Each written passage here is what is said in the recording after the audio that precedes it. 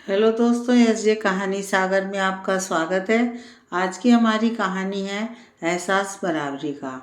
बेटा केशव, जल्दी से सोफे पर नए कवर चढ़ा दो। और गुंजन, तुम जल्दी से नाश्ते के लिए प्लेट तैयार कर दो। तुम्हारी बुआ फूफा के संग कुछ देर में आने वाली हैं।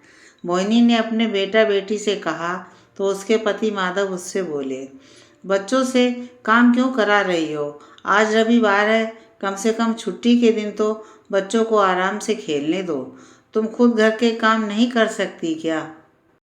पति की बातें सुनकर मोहिनी बोली, इस बहाने बच्चे घर का काम करना सीख तो जाएंगे, जिससे इनकी आने वाली जिंदगी खुशहाल तो होगी। क्यों, क्या तुम्हारी जिंदगी खुशहाल नहीं है जो तुम ऐसे कह रही हो? चलो, बेटी की बात तो मैं मानता हूँ कि ये काम उसके काम आएंगे, परंतु केशव घर के काम सीख कर क्या करेगा? घर केवल औरतों को ही शोभा देते हैं, पुरुषों को नहीं। इसलिए घर के काम की जिम्मेदारी सिर्फ तेरी है। केशव को खेलने दो, माधव ने थोड़े गुस्से में कहा।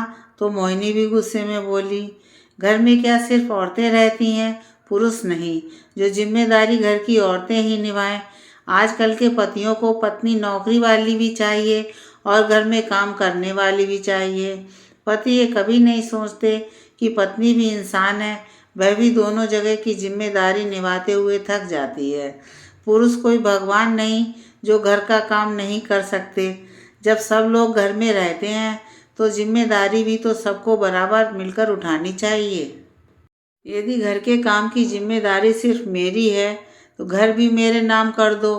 क्यों अपने नाम की पट्टी आपने दरवाजे पर लगवा रखी है?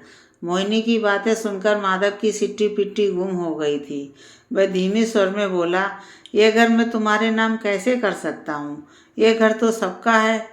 यदि घर सबका है तो जिम्मेदारी भी सबकी होनी चाहिए। यदि घर में सब लोग रहते हैं तो औरत ही घर की सफाई क्यों करे?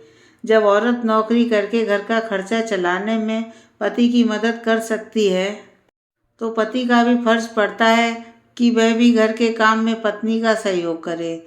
वह दिन गए जब औरत सिर्फ घर का काम करती थी। शायद इसीलिए आपको आपकी मम्मी ने घर के काम करना नहीं सिखाया।